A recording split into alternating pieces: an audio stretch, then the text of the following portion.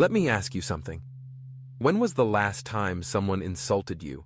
Maybe lightly, maybe harshly, and you felt that burning urge to strike back. It might have been a coworker's snide remark, a family member's careless jab, or even a stranger online. In that moment, it felt personal. You wanted to defend yourself. But here's the real question. Was reacting actually strength, or was it giving your power away?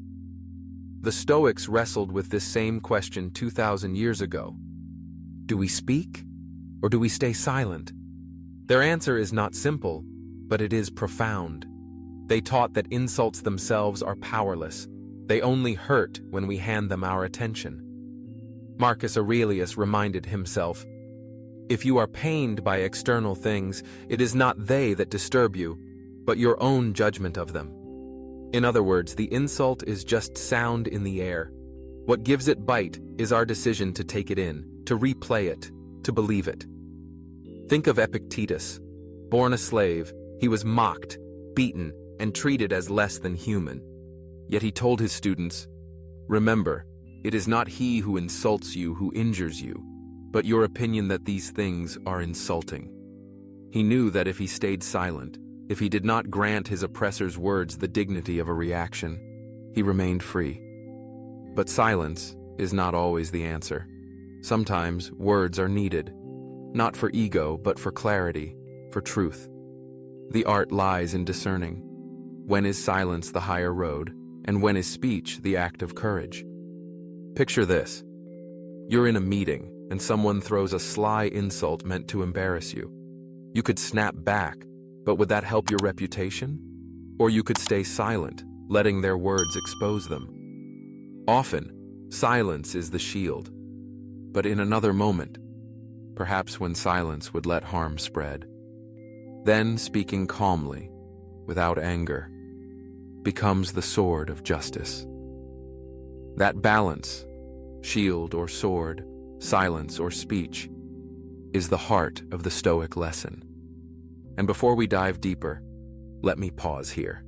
If these reflections are already sparking something in you, do me a favor. Like this video, subscribe, and hit the notification bell. This way, you won't miss the next lesson, and you'll help this circle of wisdom keep growing. Now, let me leave you with this thought as we move forward. An insult is never the whole truth. It's just one person's projection. The question is, will you let it stick, or will you choose the freedom of silence? There is a strange power hidden inside insults. Not because the words themselves carry weight, but because of the meaning we choose to give them. A word, after all, is just sound. But when that sound touches our pride, our ego, our insecurities, it becomes something far heavier. That is why the Stoics insisted. The insult itself is not the problem. The true problem is how we receive it. Marcus Aurelius once observed in his Meditations, "Choose not to be harmed, and you won't feel harmed. Don't feel harmed, and you haven't been." Think about that for a moment. When someone hurls an insult at you, you still hold the final decision. You can feed it, let it grow inside you, or you can starve it of power, letting it fade into nothing. Let me share a simple image. Imagine someone hands you a burning coal. If you grab it tightly, you'll be burned. But if you let it drop, you remain unharmed. An insult works the same way. It only burns if you hold on. Now, picture this scenario. You're at a family gathering. Everyone is relaxed, enjoying the evening. Suddenly, someone blurts out a mocking comment. "You think you're so wise, always quoting philosophy, but what have you really done with your life?" In that split second, your heart races. You feel the sting. You want to fight back. But here's where the Stoic practice separates two kinds of people. The first reacts instantly, raising their voice, arguing, defending. The gathering shifts into tension. The insulter gains power. The second person takes a breath, smiles faintly, and says nothing. The words fall flat, like a punch thrown into the air. The room moves on, while the insulter is left embarrassed, powerless. Silence in moments like these is not weakness. It is strength in disguise. Anyone can yell, anyone can argue, but not everyone can master themselves. The man who reacts to every insult is like a ship tossed by every wave. The man who holds steady in silence is like a lighthouse, unshaken, unmoved, quietly shining. Yet Stoicism does not mean we must always be silent. Epictetus taught that there are times when words are not for the sake of ego, but for truth. If silence allows falsehood to grow, then speaking calmly and firmly becomes an act of justice. Wisdom lies not in never responding, but in knowing when to respond. Think of Socrates. He was mocked constantly, called foolish, even accused of corrupting the youth. But when insulted in the marketplace, he once said, "If a donkey kicks me, must I kick it back?" The crowd laughed. His insulter had no reply. Socrates did not defend his ego. He simply revealed the absurdity of the attack. His calm words turned the insult into a lesson. Now, let's pause for a question. How often have you replayed insults in your mind, hours or days after they were spoken? Maybe you thought of clever comebacks later, wishing you had said them. And yet, did it ever really change anything? The person who insulted you stayed the same. The words did not vanish. Only your peace was stolen.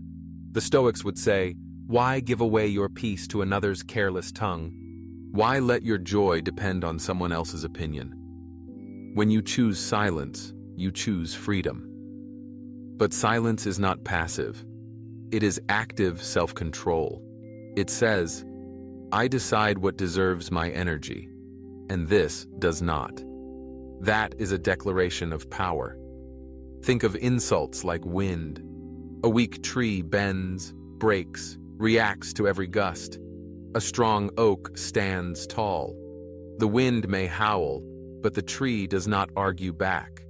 Its strength is proven in its stillness. And here's the paradox. Silence can be louder than words.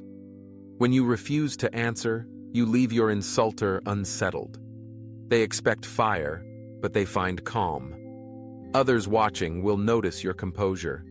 They may even respect you more, because strength speaks for itself.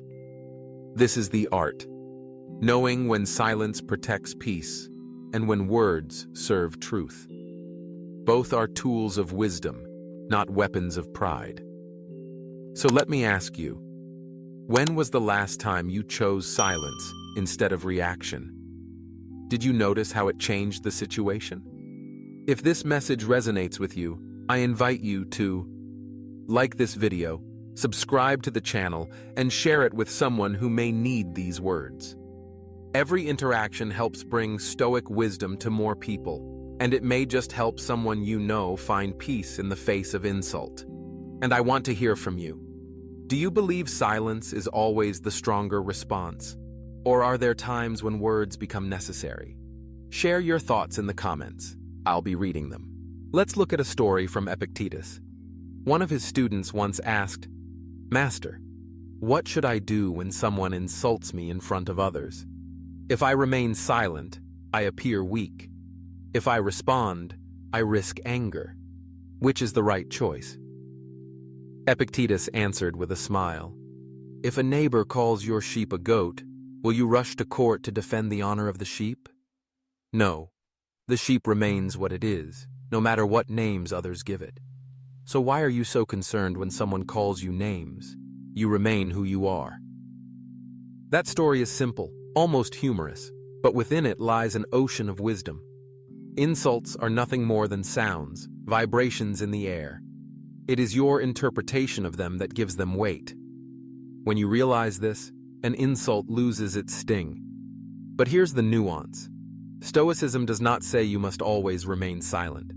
There are times when silence is strength, and times when speech is duty. If you witness injustice, for example, silence can become complicity. Marcus Aurelius wrote, "What is not good for the hive is not good for the bee." There are moments when speaking is not about defending your pride, but about defending truth, protecting others, or preserving justice. The difference lies in intention.